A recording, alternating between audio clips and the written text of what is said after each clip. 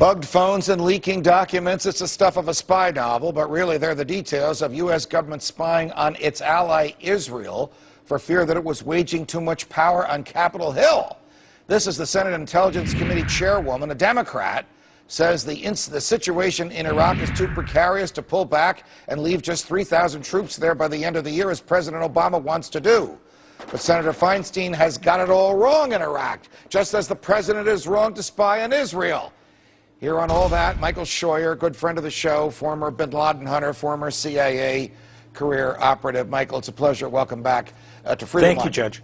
First thing, should we be surprised that the American government, whether it's the intelligence agencies or the FBI, is spying on our allies here in the United States of America? Or is this something that has been going on for years and we just didn't know about it until recently? Well, if it was a real ally like Canada or Britain or Australia, we would be surprised. But it's a pleasant surprise to me to find out that the FBI is spying on the Israelis. The Israelis are certainly an immensely malign influence in the United States.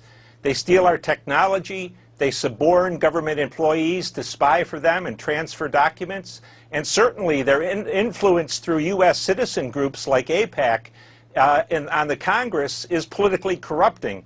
So I think they're perfectly correct to be spying on the Israelis. Well, what does Benjamin Netanyahu say to President Obama the next time they meet? Why are your people listening to my phone calls? That was me talking to the ambassador while some agent of yours was listening. Well, Netanyahu will just tell the president what to do and what not to do. That's what Israeli prime ministers do to U.S. presidents. And what will happen in the Congress is the congressmen and women who are owned or at least bribed by AIPAC and other U.S. citizen organizations that support Israel will threaten the FBI with budget cuts or manpower cuts if they don't stop watching the Israelis. Got it. Yesterday, the White House leaked, again, it's another leak, there's been no official announcement, that even though the president is committed to withdrawing all American troops from Iraq by the end of this year, just 4 months from now, he wants to leave 3,000 troops behind. What's the reaction in the intelligence community, Michael, to a decision like that?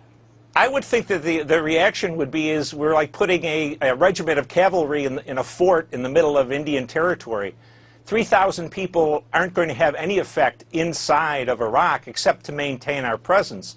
But I think what they're confronting here is the reality of a westward movement, Judge, of mujahideen, if you will, out of South Asia and out of the Persian Gulf through Iraq to the Levant, to Syria, to Lebanon, to Palestine. And that's what they created by getting rid of Saddam. They opened up a route for those people to get to North Africa, to get to attack the Israelis up close. That would never have been there when Saddam was in power. So are you saying that American military adventurism in Iraq has made it less safe for Western interests than it was when Saddam Hussein was running the government in Iraq? Oh, absolutely. In terms of terrorism, Judge, Saddam was our best ally. He was afraid of us. He didn't have to be bribed or cajoled. He killed the Sunni Islamists who came into his country if he found them. He was a great ally in that sense. He diddled around with the Palestinians and paid off martyrs' families and that kind of thing.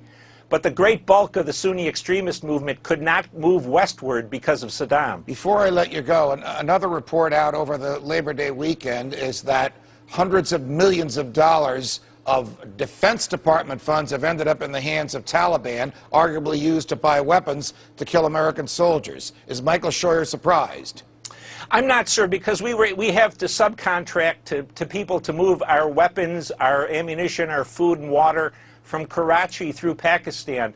And it has to go through the tribal areas, so they're going to have to pay off the tribes that live there in order to get them through safely. Part of that money absolutely is going to go to the Taliban.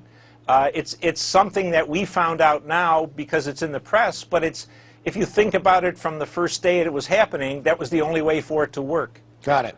Michael Scheuer, as usual, a pleasure. Thanks for joining us. Thank you, Judge.